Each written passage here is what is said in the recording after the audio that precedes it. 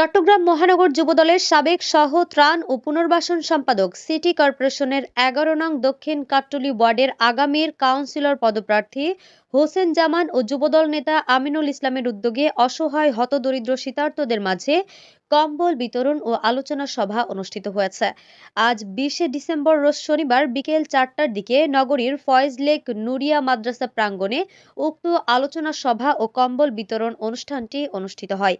এতে উপস্থিত ছিলেন চট্টগ্রাম মহানগর যুবদলের সাবেক সহ ত্রাণ ও পুনর্বাসন সম্পাদক ও ১১ নং ওয়ার্ডের আগামীর কাউন্সিলর পদপ্রার্থী মোহাম্মদ হোসেন জামান, খুলশী থানা যুবদলের সাবেক সদস্য মোহাম্মদ রাসেল, পাহাড়তলী থানা যুবদলের সাবেক যুগ্ম আহ্বায়ক মোহাম্মদ আনোয়ার হোসেন, যুবদল নেতা মোহাম্মদ আমিনুল ইসলাম, ১৩ নং ওয়ার্ড যুবদলের সাবেক সদস্য মোহাম্মদ রহিম, যুবদল নেতা মোহাম্মদ ইসমাইল, খুলশী থানা স্বেচ্ছাসেবক দলের যুগ্ম আহ্বায়ক মোহাম্মদ বিপ্লব সহ আরো অনেকেই। এ সময় ৩০০ জন শীতার্তদের মাঝে কম্বল বিতরণ করা হয়। সংক্ষিপ্ত বক্তব্যে নেতৃবৃন্দরা বলেন, সামনে প্রচণ্ড শীত পড়বে, তাই আমরা আমাদের পক্ষ থেকে সামান্য কিছু উপহার শীতার্তদের মাঝে দিচ্ছি। আশা করছি আমাদের সিনিয়র জুনিয়র নেতৃবৃন্দরা আরো বেশি করে সহযোগিতার হাত বাড়িয়ে দিবে এই শীতে। আমরা বলবো, যার যার অবস্থান থেকে আপনারা শীতার্তদের পাশে দাঁড়ান, সামর্থ্য অনুযায়ী এই শীতে অসহায় মানুষদেরকে সহযোগিতা করুন। মোহাম্মদ রুবেল, চট্টগ্রাম আপডেট।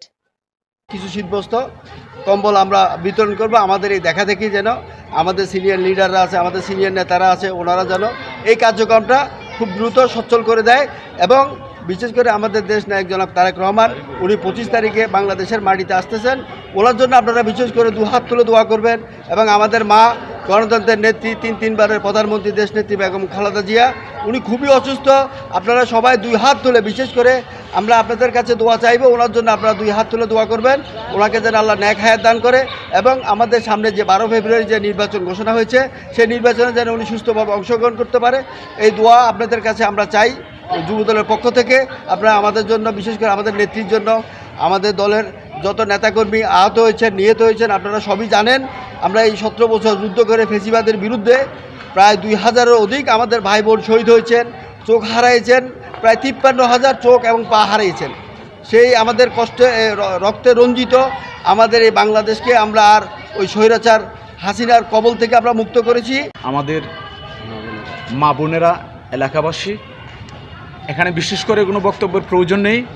আমরা এখানে দেখতে পাচ্ছি আমাদের যুবদলের নেতা হোসেন জামান সহ আমাদের আরও কিছু বন্ধুবান্ধব, আমাদের দলীয় বন্ধুবান্ধব সহ, তারা সাধারণ মানুষের জন্য তাদের নিজ প্রচেষ্টায় যে যতটুকু সামর্থ্য আছে, যেভাবে দাঁড়াইছে সাধারণ মানুষের পাশে, শীতার্ত মানুষদের পাশে।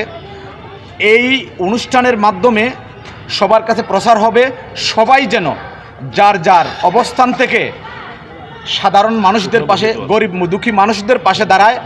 আমি উদারত আহ্বান জানাবো বিএনপির অঙ্গ সংগঠনের নেতা কর্মীদের যে শীতার্ত মানুষদের পাশে, গরিব দুঃখী মানুষদের পাশে দাঁড়ানোর জন্য।